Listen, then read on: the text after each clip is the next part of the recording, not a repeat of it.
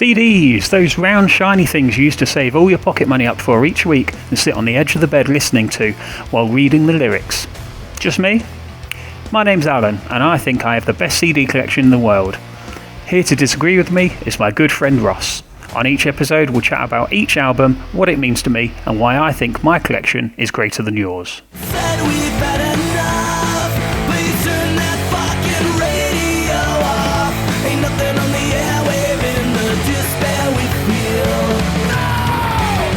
Alkaline Trio, good morning.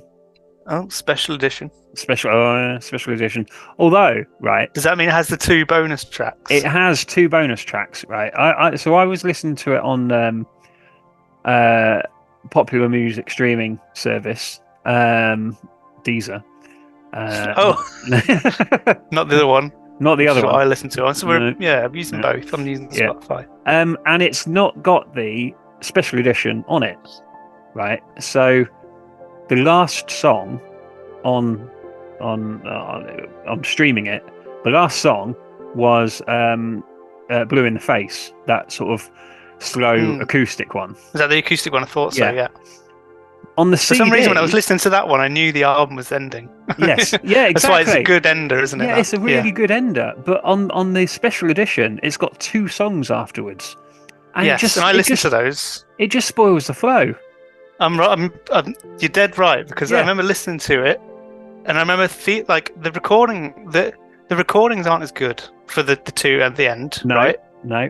And I think they're sort of like, it's like they're kind of demos or something for the album that didn't make the album, and they've just put them on without any of the production value, or because you can tell. I was trying to work out. It sounded a bit live. It was rough, wasn't it? Yeah, they do sound rough. Dead End Road, non-album version. Old School Reasons, non-album version. What does that mean? It's the only version. Yeah, they're not on an album. Well, they are on an album, but they're not. There's something to be said for a good track listing, and then just to tack 2 songs on the end of it just kind of spoils it, really. Oh no, the middle section has come out of my book. Oh, is it like loose staples? Yeah, loose staples. It's like a band name. It sounds like the name of a person. Loose staples. Old Lou. Yeah, I know Lou. Yeah. Anyway, what do you think of it? Oh, I thought it was really good. Yeah, really? No, I honestly did.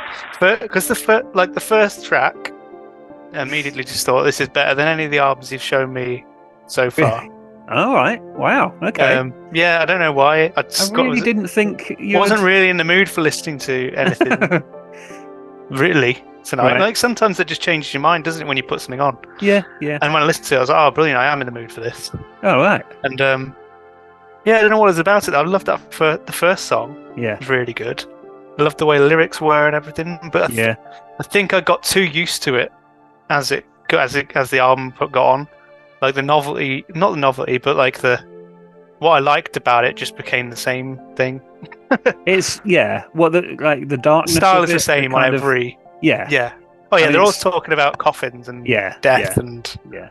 I mean, this funerals. Is this is probably their darkest album, really. It's quite, that's funny because I would associate them to be always like that. Well, but maybe I'm wrong. They've always had this sort of darker edge. I don't think Matt is an actual Satanist, but he's always had that kind of. He's always dabbled. I don't think anyone side of things. I think that's just like a made-up. People say. Well. You don't want to say do people actually say that to him about him? Do they? Well, no. He's very gothic. Yeah, there's just a gothic kind of overtone to it. It's. I mean, it's called Good Mourning. Like which I think is a good title in it, even though it's sort of like it's a pun. And did you read the bit where he says like he was in a cafe? And the waiter said good morning to him while they were writing the album. Oh, right. No, I didn't. The waiter said good morning, and immediately he thought, oh, right, I'll call the guys and say, let's call it good morning with a U. Right. Which I think it's incredible that no one else has done that before already. It seems quite an obvious, such an obvious, an obvious pun. So I'm like, oh, good on them for getting there, like with that pun before any other emo band comes in. I'm sure it's probably been used. It must be song titles. There must be bands with song titles with that kicking themselves because they should have called their album "Good Mourning." Like they do like a pun. Like the album before this is called "From Here to Infirmary."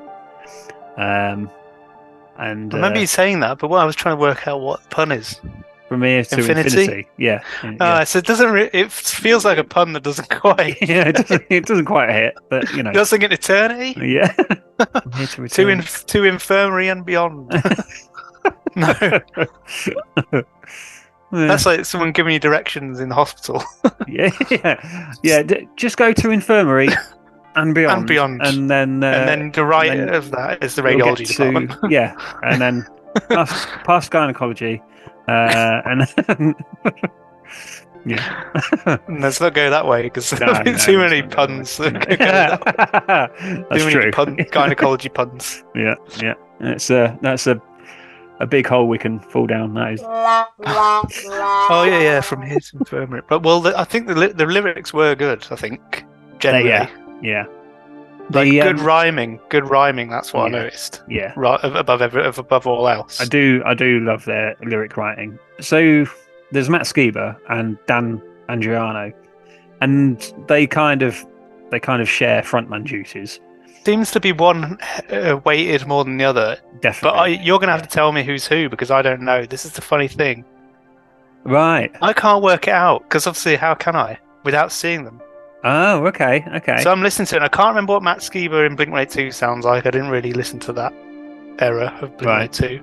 Yeah. I've watched one live video before now and still couldn't. I just didn't really concentrate enough. Probably should have done actually because I should know what one is. But I think the bass player is the one who does. So you know, like, the first song, is that the guitarist? Yes, singing? The first two songs. Right. I think I got it right then. Yeah. And the bass player does 100 Stories. Yeah. Right, because I like that voice. I think I prefer. It's funny. It's hard to compare them and say which one's better because they're both just different. Yeah. I don't know which one I prefer more. But they both complement each other quite well. They have different writing styles as well. Like you can tell, even without hearing them, for me, like you can tell what is a Matt Skiba song and what is a Dan song. I think they have a different. I don't think maybe I need to listen to it more. I think to get that. I think maybe that's one thing I felt like even one listen through. I was even thinking whilst listening to it, I was thinking a lot of these albums you're giving me, I'm going to listen to once. It's a completely different experience to listening to it 3 times. And a sort of absorbing it a bit. Exactly, I won't appreciate the lyrics as much because they're coming so fast. And I'm not really listening to all of it at once for the first time. So the lyrical I didn't notice much difference in the lyrics between the two singers. I didn't realise did they write their own? So if they wrote it, would they sing it, do you think? Pretty much. They go home, come with an idea, and then go into the studio and say, right, this is my idea for a song. And that the most recent album that they've released earlier this year, Blood, Hair and Eyeballs, it was one of the first times they've actually gone to a studio and jammed and written a song as a band as well. So that's going to sound very different then. It's weird. It's a good album, the new one, but it's very very riffy. They haven't really written riffs before. It's just kind of big power chords. So maybe that comes through because they've got more time in the studio. Maybe they're not sitting down. Yeah. Writing vocals with an acoustic. They're jamming. Yeah. Jamming riffs the whole time. And then writing the lyrics afterwards, kind of thing. Yeah, probably. It's just a different way of writing, I suppose. One annoying thing though is when you so obviously I didn't know which vocalist was which. Yeah. And I was trying to work it out, but when you scroll down, obviously it's not going to say anywhere. Yeah. It should say. It would be good if next to the song it said which vocalist it is, but obviously they're not going to say. It's ridiculous because no one does that. But I was just is Matt Skiba the bass player then? No, he's guitar. Yeah. Right. So I like the bass. I think I like the bass player vocals more slightly. It's got a bit more. It's a bit more unique, isn't it? I tend to agree. I think I really like Dan's delivery. I like his lyrics. I think they're really quite deep, his lyrics. And that there's a song on it. I don't know whether you probably won't remember. There's a song on it called Emma. Yes, I remember that one specifically. Track 6. I don't know why I remember it, but I did look down, and because it's very few songs where I'll look down to find out the name of it. Appointed and golden rain, traded to love for insult and injury. We washed it down the drain with one silver bullet and 2 Vicodin. I just think back. Is this an Emma? Isn't Emma already underground or something? Isn't she like some I think so. Yeah, I've kind of tried to find the meaning in that song, but I don't really know what he's going on about. Unfortunately, I didn't really get to understand the meanings, really like get deep into it, because I think it was my first listen through. Yeah.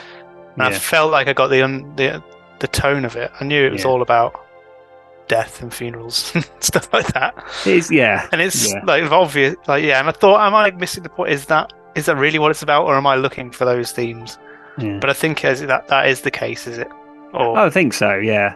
I think they're not shy in some, bringing the darkness kind of thing. Just looking down the this track list, like All on Black, Fatally Yours, Blue in the Face.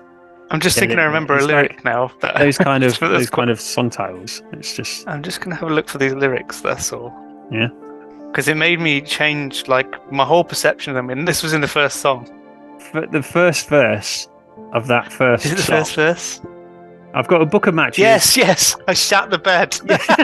Yeah, exactly. I mean, as soon because that's the second verse of the album. Yeah. And I hear that, I'm immediately like, this is what great. They're immediately just saying ridiculous stuff. And even that's like quite an English thing to say. Or a Scottish thing to say. It's not really an American expression. No, so it really took me out. It took me off guard. I was like, what is it? So I shat the bed, I laid there in it, thinking of you, wide awake for days. It's like that David Brent poem in The Office. They write a lot of sort of love songs, but from a dark place. He's thinking of someone. He used to do a lot of drugs. So maybe he shat the bed and he was wide awake because he was on drugs. I kind of think that you got the idea. Yeah, it might be some kind of den. I'm not sure. They also used the expression "pleased as piss" at some point. Yes, and I thought I like that expression. Like, that comes out of nowhere. Yeah. Like, I wonder if there's a Morrissey influence. I don't know why. I just thought his vocals sometimes sound a bit Morrissey-esque. But I imagine they probably do. They probably do love the Smiths. Yeah. I mean, there's like British morbid. Yeah. Like Blink-182 are big like Cure fans, and Morrissey and stuff like that. And there's a lot of British bands that are just bands you would listen to, but their influences come from somewhere you don't expect. Like I don't know, from bands that they don't sound like. Yeah, like Chino from Deftones is a massive Depeche Mode fan, and you just think, oh, okay, all right, where did that come from then? Yeah. But I suppose the influences come from anywhere, don't they? Really. Especially the singer can be into whatever they like. The sound is often sculpted by maybe one guitarist. Maybe comes with the idea of how we're going to sound. And everyone, I feel that sometimes is it, isn't it? It's like someone will have the main idea of this is how our band's going to sound because it's my band kind of thing, or whatever. Yeah. And everyone else will sneakily bring in their like influences, won't they? I like Depeche Mode, but don't tell the guitarist. I'm going to do this riff that sounds like Enjoy the Silence. But there's a song on there. I don't know if it was one of the bonus tracks, because it could have well been. It sounds like something that either you've played in a band, or that we've played in a band. Right. Because it's so kind of just something that we'd write as a band, like pop punk, very straightforward pop punk. I wonder if it was old school reasons. Old school reasons that.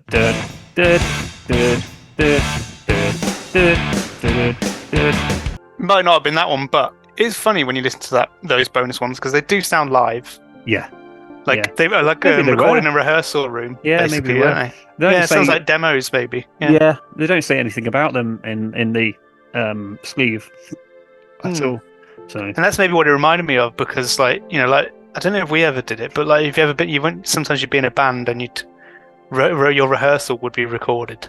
Yeah. Oh, yeah. I've done that. And it's like it's not quite mixed, right? But it's good enough so you can hear what the song sounds like. Yeah. That's what they reminded me of. I imagine that's what they've probably done for the album, and then gone, let's stick them on and then record them for separately. No reason. And well, it's a label thing, isn't it? They just it's probably part of it, isn't it? Yeah, because we own all the this is in recordings.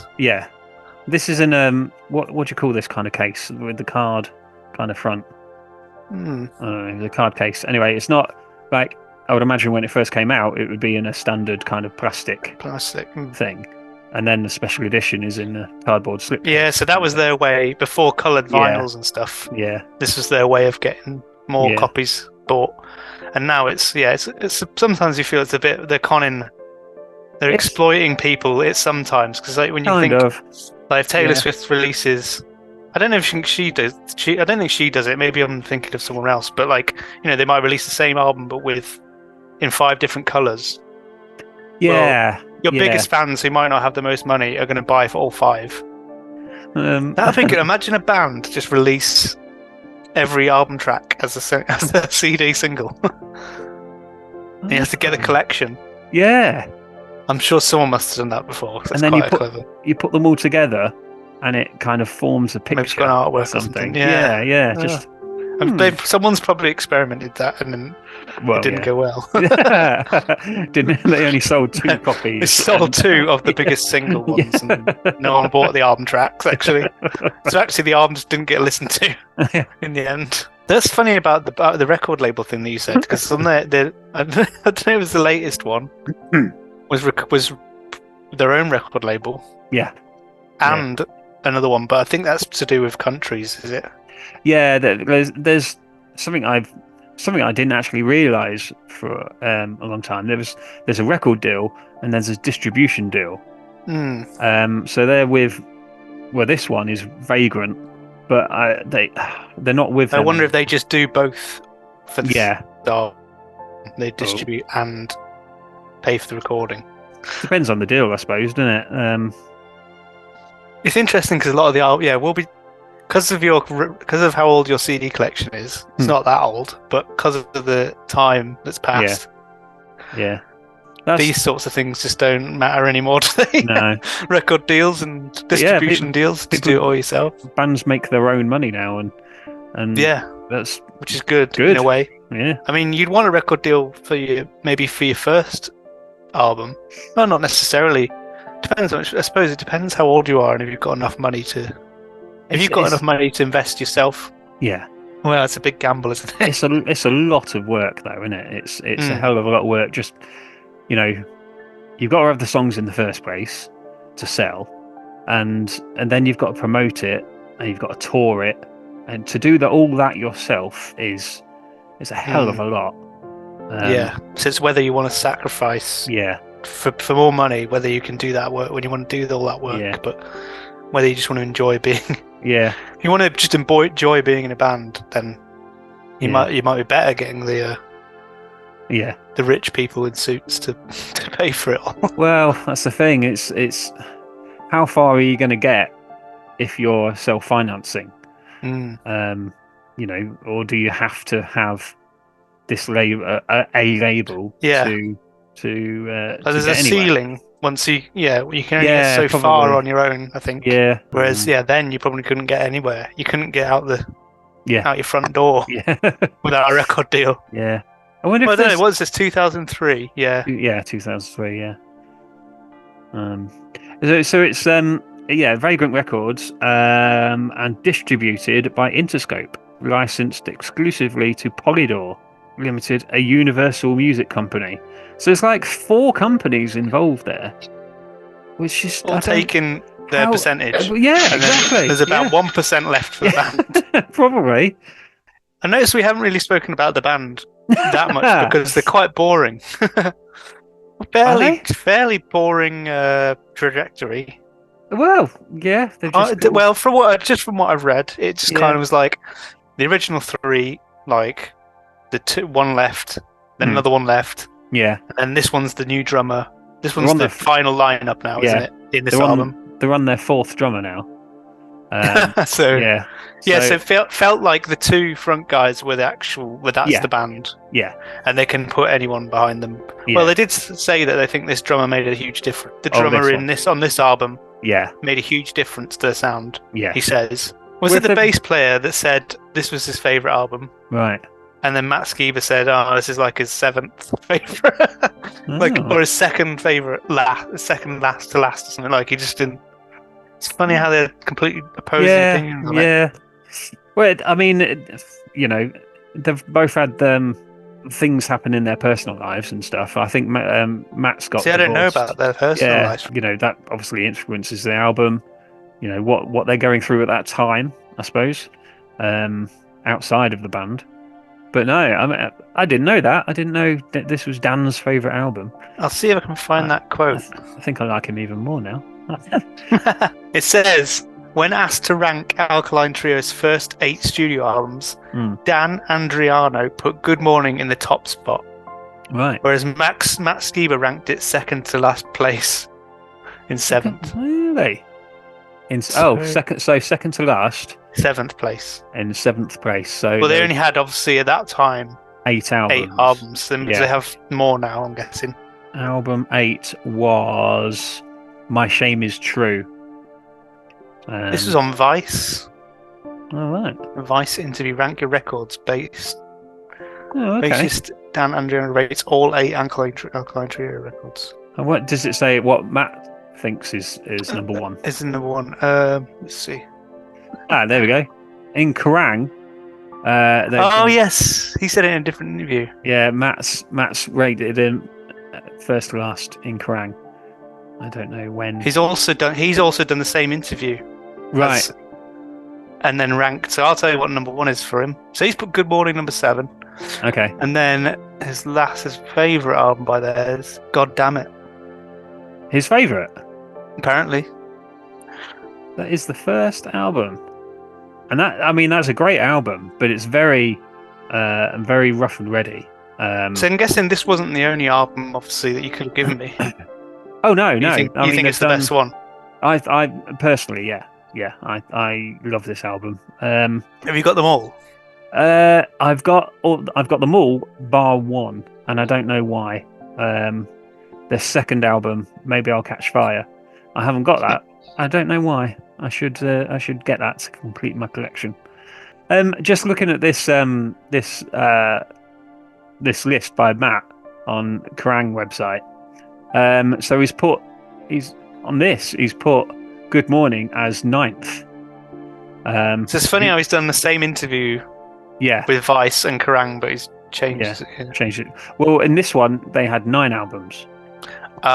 So he's changed his mind since. Right, that makes sense. And he's put Good Mourning as the last one. As number 9. He just hates it more and more as time goes on. It says, this record has some of my favourite songs on it, but it was one of the more miserable times I've had in the studio and in my personal life. I was struggling with alcohol and a relationship that was falling apart, and I was really unhealthy and unhappy while we were doing this one. That's fun. And I think that doesn't matter how good the songs would have been. You'd hated it anyway. Yeah, he's got bad memories attached to this album. Exactly. He's his. I don't know if you've noticed, but his voice on a few of these songs is not. It's quite gravelly, and he suffered with polyps during the. I think it was around this sort of time as well. because it says it was real unhealthy, and I think you can hear it in his voice in some things because it's quite. See, all I had it to compare to was like Mercy Me. Yeah. And Stupid Kid, is it called? Was that on a Tony Hawk soundtrack? No. Stupid Kid. I wouldn't be surprised, but I'm not sure. I don't know. That was one of their bigger singles. Probably one of their breakthrough singles, really. He's like it sounds like he's suffering a bit. Like he's really sort of straining his voice and. See, to me, it sounded all familiar from the things I'd heard. Yeah. And I don't know how far Mercy Me and Stupid Kid are, and anything between that I've heard. Well, it all sounded. There was nothing too unusual about it for me. It all sounded like I expected. Like I didn't know what was on this album, so I was half expecting Mercy Me to come on. Yeah. For some reason, because I thought it didn't sound that different. Well, Stupid Kid is the album before this, and Mercy Me is the album after this. Oh, well, there you go. So not really much change. Like in my ears, for not being like someone who's listened to them lots. Yeah. Not much difference in style. The album with Mercy Me on was called Crimson, and that's probably the most polished. Like it's very, very, very good production. Some might say too good, but it's like because I like that sort of rough and readiness of it kind of thing, and Crimson kind of took that edge off a little bit for me. I think I like very well produced tight things, but I know what you mean. Yeah. It's also I don't like it when it's where you can hear where they've cut off bits of sound and things like that, where it's like they could have just left a guitar go in there or because they want to get it sounding. I don't know what they're looking for sometimes when they're doing that, but it's our mate that produced it, isn't it? It's what's his name? Jerry Finn. Jerry Finn. Was it? Oh yeah, it was Jerry Finn, wasn't it? I forgot about that. Good old Jerry Finn. And I didn't know him. I didn't really know of him before. What did he do as before well? This? Oh, plus four, wasn't it? Yeah, of course it was. And he did. So is he going to be showing up a lot in your album collection? Did he do Enema of the State? I think might be the one he didn't do. Or did Take Off Your Pants and Jacket. Oh, did he? Right. Mark and Tom, blah, blah, blah. Oh, he did Enema of the State, so he did all Blink, basically. But it also says he did the greatest hits. How do you... What? He says producer and mixing for Another Girl, Another Planet. Oh, right, okay. So there was... I forgot there was 2 original tracks of that. Oh, yeah. That was a good greatest hits. That was a good... Yeah, that was good. As greatest hits go. Yeah. Was it... It was after self-titled, wasn't it? Yeah. Was it? Yeah. Yes. Because by that point, they must have thought, yes, we've got hits now. Yeah. So I bet you could go down this guy's discography and just you'd love everything he does, probably. Well, maybe I should invest. It's funny, he does Morrissey as well. Oh, really? Yeah. He's done a few Morrissey albums. All right. Let me. I need to talk about the drumming. Was there any drumming?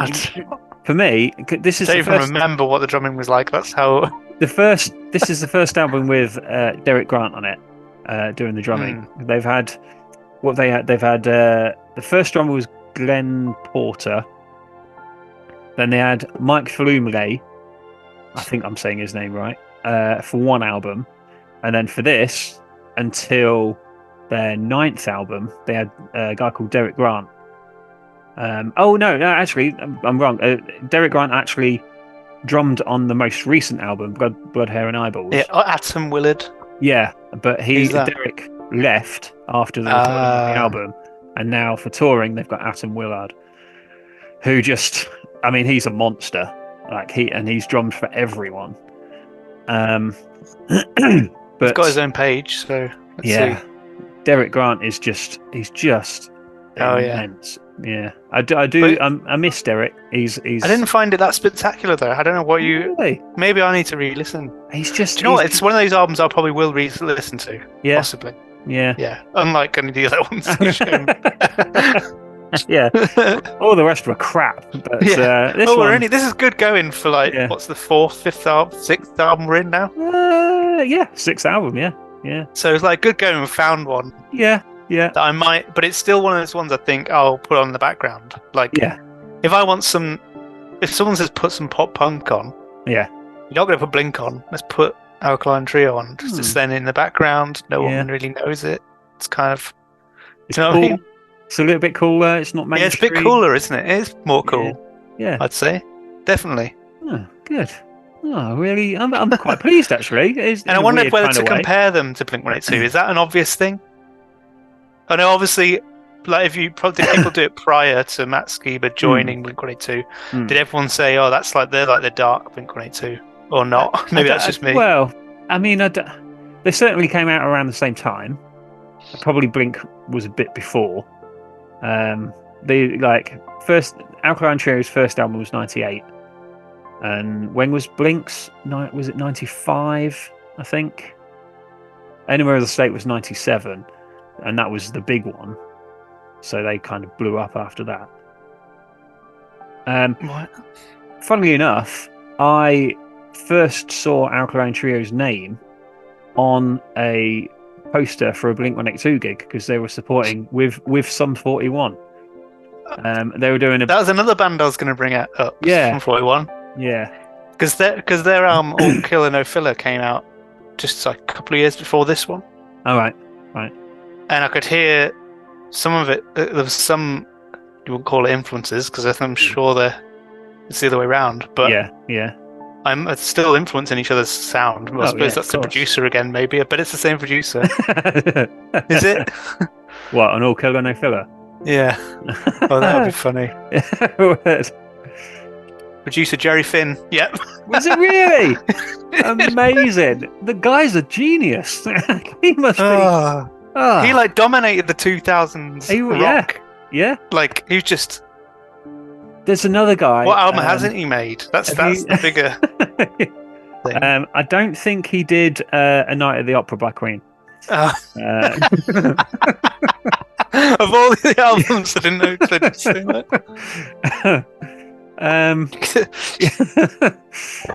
Or Tubular Bells. He didn't do that either. So.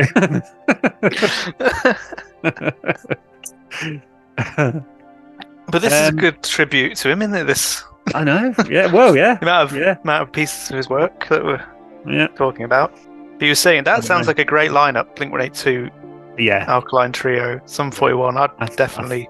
I think pay it was £50 to go to that. I always remember. I don't know why. Because I bet the tickets were $12.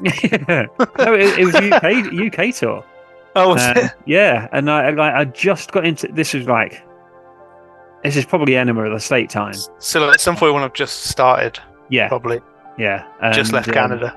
Yeah, and I saw it in a newspaper, the advert, and I ripped it out of the news. I still lived delivered by a man on a horse. And I got scroll. Yeah. I got my quill out. It was a town crier. Yeah. I don't know why that's meant to be old. But... I got my quill out and I said, "Mama, can I write back to this ticket seller?" And Mum and Dad had this notice board in the kitchen, and I pinned the advert to the notice board because I just really, really wanted to go. All right, it's hinting. But I didn't go. Don't know why. Don't know why I didn't go to that. I think it was because I was quite young and it was a bit big. It would have been one of those gigs that you'd tell people, like you'd be talking about now, wouldn't you? You'd be going, "Oh, once I went to see Blink-182, Alkaline Trio, and Sum 41 fit for £30." Yeah, it would have like been Nottingham Arena or something. Yeah. I don't know. I think it was an arena gig. I can't remember now. Yeah, it could be like Wembley or something. I'm not sure, but it was a big deal, and I think I was a bit scared. Yeah. Mum and Dad wouldn't have taken me, put it that way. So, hey ho. That's how long ago it was, though. Like, this was probably like this must have been 97 or 98 or something like that. So I was 15, and yeah, and you were 6. 6. So I definitely wouldn't have heard any of these bands yet. No, it would have only been 4 years later when I start listening. Yeah, Probably. Yeah, about 2002 or 2000. I don't know. Bloody hell. Yeah. Anyway, if you do listen to this album again, listen to the drumming, because I just think he's such a good drummer. I would say one of my influences as a drummer, but purely because I love the band so much. But I just always thought he was the pinnacle. Like very tight, is he? Yeah, completely on point. I mean, he's a musician as well. He plays guitar. He does a lot of producing. No. He did. The album after this has a lot of sort of synth stuff in the background, like violins and stuff like that, and he programmed it all as well. So he does quite a lot. But it's a shame he's left the band. But I mean, Atom Willard is just a beast. Wonder what the next album will be like then. Well, who knows? With Atom actually drumming on it. Whether he'll actually stay in the band if he's just a touring drummer. Well, that's the thing. He's been in so many different bands. Some drummers just seem to tour and then never settle down. Well, the bands that I know, maybe they think there's more money in that and they're not that creative. They're just like gigging. They're just a session. They don't want to sit in a studio for 6 months. They want to.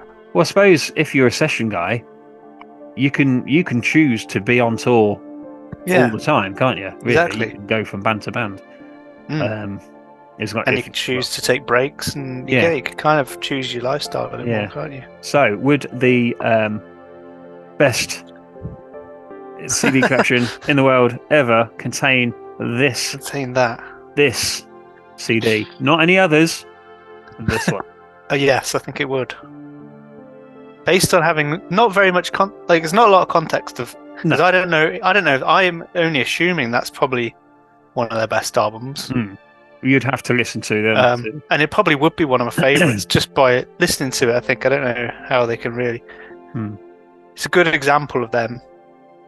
It is based on my knowledge of them and what I've heard of them. I believe it to be the best example of them, personally. Oh well, there you go. So if you were going to pick like Alkaline Trio album, for a collection, Alkaline Trio, put that in it. Probably one of my favourite bands of all time, and this is my favourite album of my favourite band. So, well, there you go. So I'm going to be up there. Yeah. Well, also, good. Again, sums up a genre, doesn't it? It does. Yeah, it's I think weirdly, the album before this, From Here to Infirmary, with like Stupid Kid on and Private Eye, like that was kind of a bit more of a breakthrough album, and I think that was. I get the feeling it's probably more memorable to people because it had these big singles on, and it was the first time. I don't know, sales-wise, I don't know how this compared, but I know the first one did well. The one after the ones, Crimson, did even better because they had some pretty big singles. Like Mercy Me was a massive single. But yeah, I haven't looked into any of the like sales figures or anything. But, no, I think I remember this one sold like 40,000 in the first week. Something like that. Oh, that's pretty good. It's not as big as Plus 44. No. But you expect more from Plus 44, wouldn't you? You kind of would. Well, yeah. In Alkaline Trio just aren't on that level. No. But and I like that. They're at a good level. A level that you'd want to be if you're a musician. I wouldn't want to see Alkaline Trio headlining an arena. I just wouldn't. I wouldn't want to see that at all. So I'm quite happy with where they are. I'm sure they'd love that. Yeah, I know. We'd like you to stay poor. Yeah. I'm sure Matt's worth a few bob now. Oh yeah, he's worth a bit more than the other two, isn't he? Yeah, probably. Yeah. He's done all right for himself. He has. Yeah. But yeah. Did we find out what the next one was then? Yes, I have found out what the next one is, and is it? It's not a million miles away in terms of. I didn't think so. In terms of genre.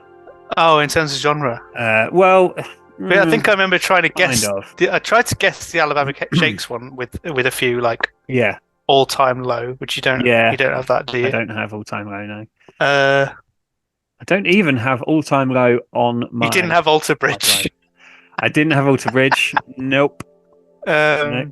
Although I do have on my hard drive. Do you want a clue? Yeah. It's AN. Andrew WK. Unfortunately not. No. I can't think of any bands at AN. A band member from the same sort of period as this. Oh. May have started a new band. No, I'm not going to get it. No. Angels and Airwaves. Yeah. And I think is this the drummer? Yeah, this is Atom Willard again. Yeah. Is it Atom Willard? Yeah. We don't need to whisper. Okay. Right, I'm gonna go. Okay. All right. Bye. Bye. Yep. Bye.